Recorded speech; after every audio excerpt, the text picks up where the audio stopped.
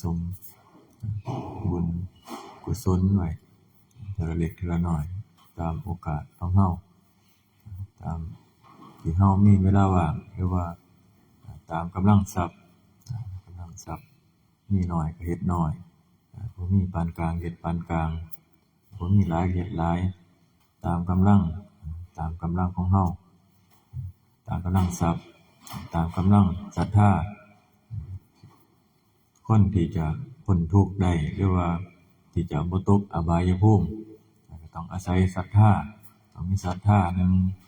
มีหิริหนึ่งมีโอตตัปปะหนึ่งมีความเกรงกลัวต่อบาปมีความละอายต่อบาปจังสิบ่เลยถ้ามีสิ่งเหล่านี้ก็สิบ่เฮ็ดให้เฮาตกอบายภูมิการคบมิตรถ้ามีมิตรที่ดีนำพาไปในทางที่ดีก็สามารถเฮ็ดให้เฮาพ้นทุกข์ได้หรือว่าบ่ตกไปในอบายภูมิไปทำความชั่วจังซี่นี่นะก็คือที่เฮาเฮ็ดบุญเฮ็ดทานจังซี่ก็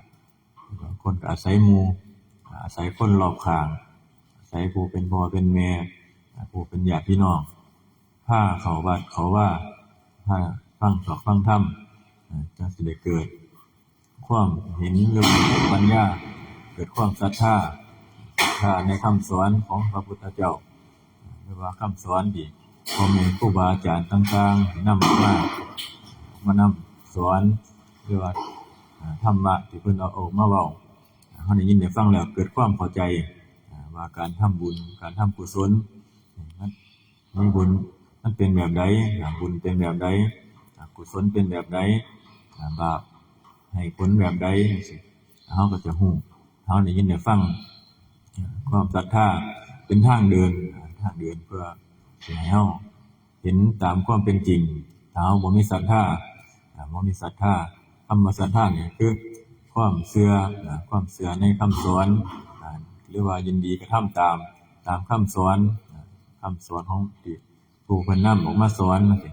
นี่ล่ะคือถ้าเฮาเชื่อแล้วก็ต้องมีปัญญาประกอบ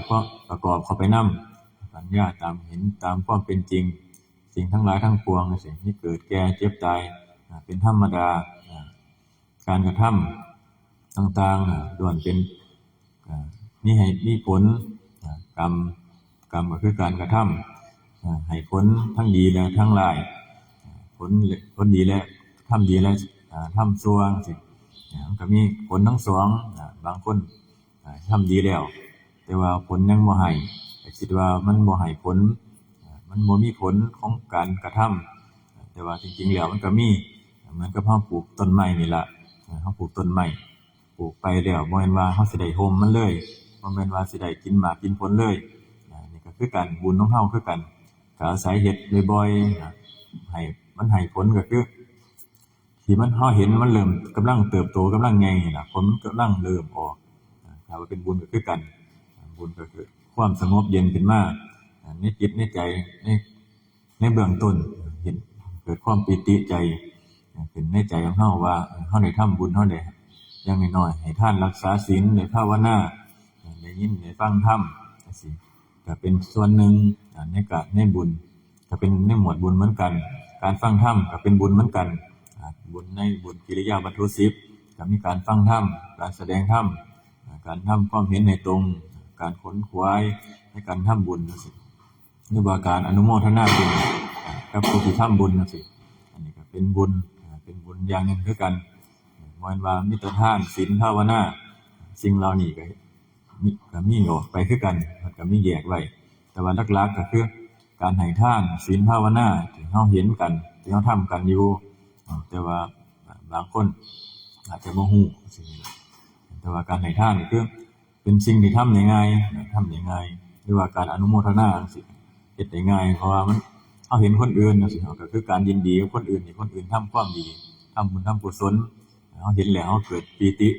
เกิดขึ้นในใจเพราะว่าเหมือนกับเวลาเห็นพระเนี่ยเห็นพระเพิ่นถ่ายตามวิดีโอจังซี่หลายๆนำกันหลายๆหรือว่าเดินเป็นแถวหลายๆจังซี่เฮาเห็นแล้วเฮาเกิดปีติใจจังซี่มันก็เป็นบุญขึ้นในขณะนั้นเหมือนกับว่าได้เห็นสมณะผู้สงบ หรือว่าในเพศของสมณะจังซี่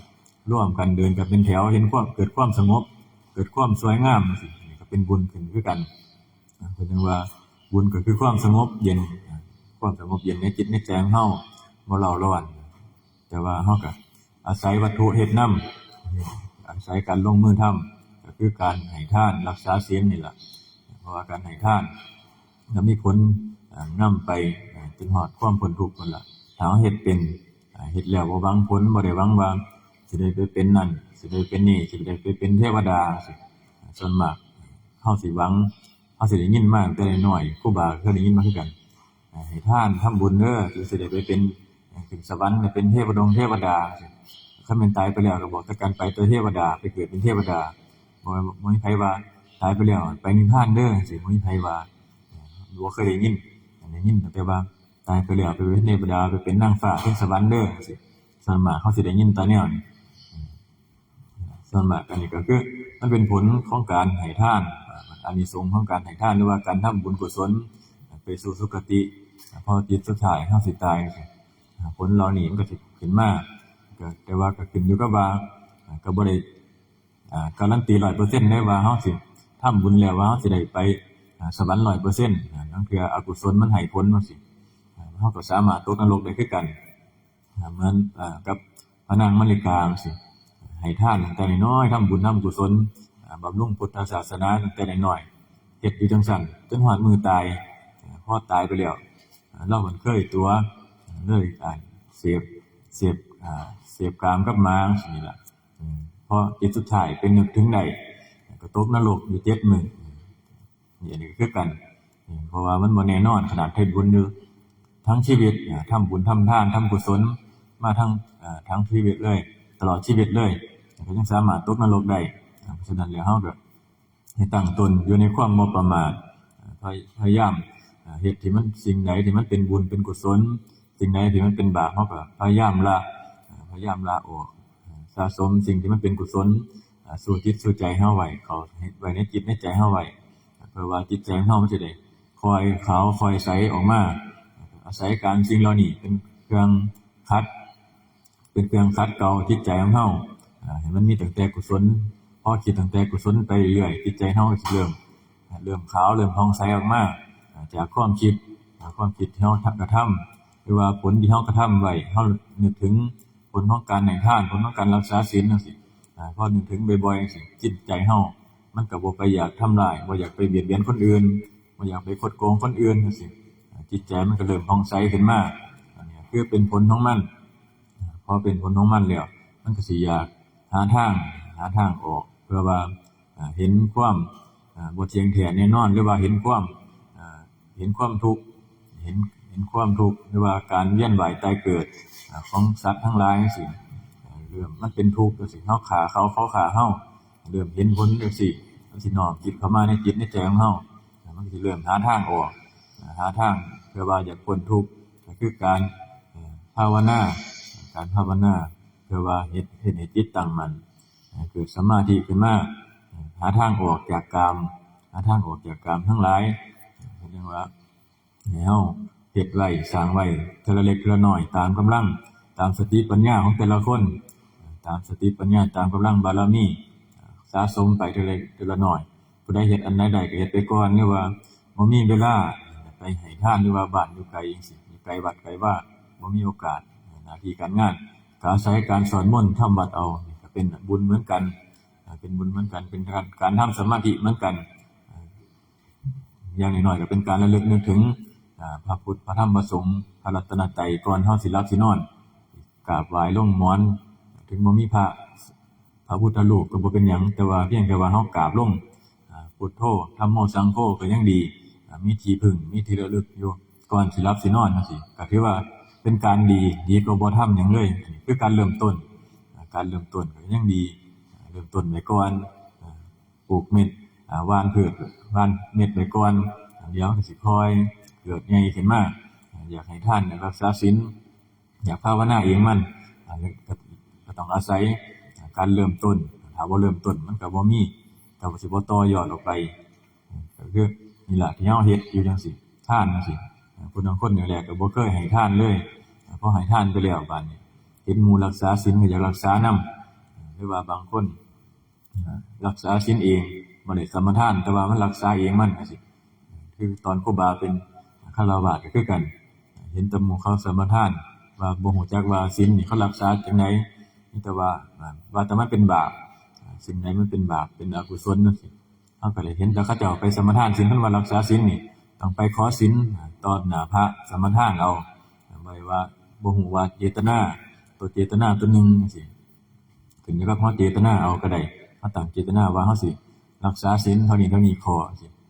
แต่ว่าเฮาก็บ่รักษาบ่ได้เบิดดอกแต่ว่าอย่างน้อยๆก็มีจักข้อ2ข้อก็ดีกว่าบ่มีเสื้อขาดใส่ดีกว่าบ่มีเสื้อใส่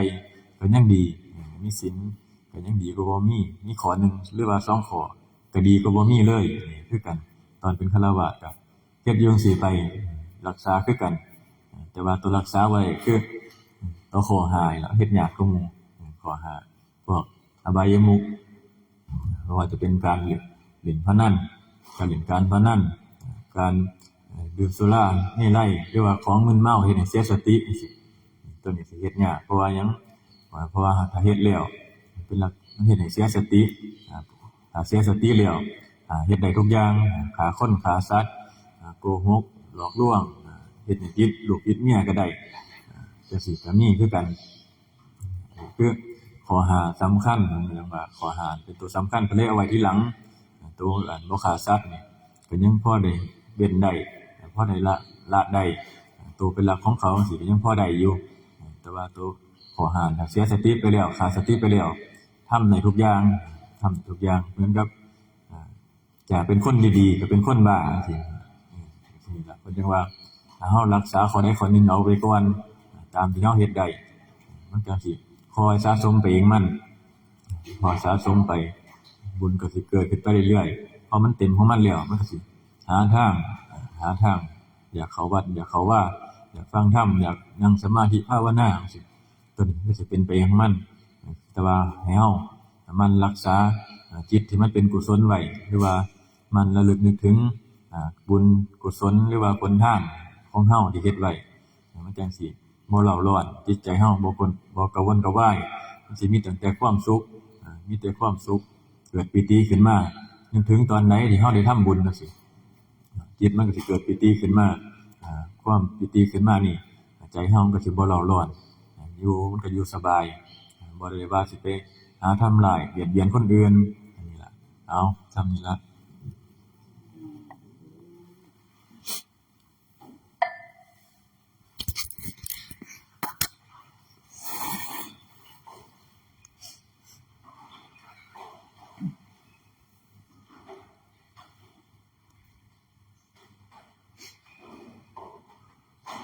ยะถา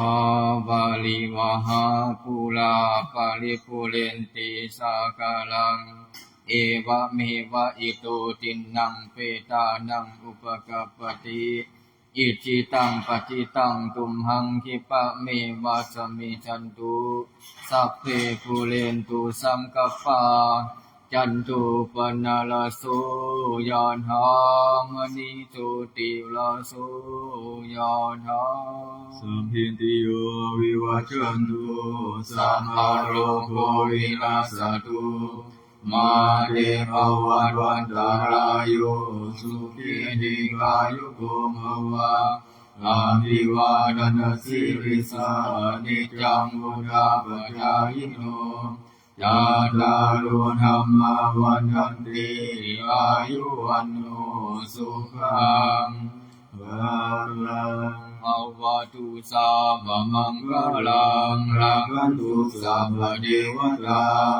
สัมมาพุทธานุภาเวนะสัทธาสุทิภวันตุเตภวตุสัพพมังคลังรักขันตุสัพพเทวตาสัพพธัมมานุภาเวนะสัทธาสุทิภวันตุเตภวตุสัพพมังคลังรักขันตุสัพพเทวตาสัพพสังฆานุภาเวนะสัทธาสุทิภวันตุเต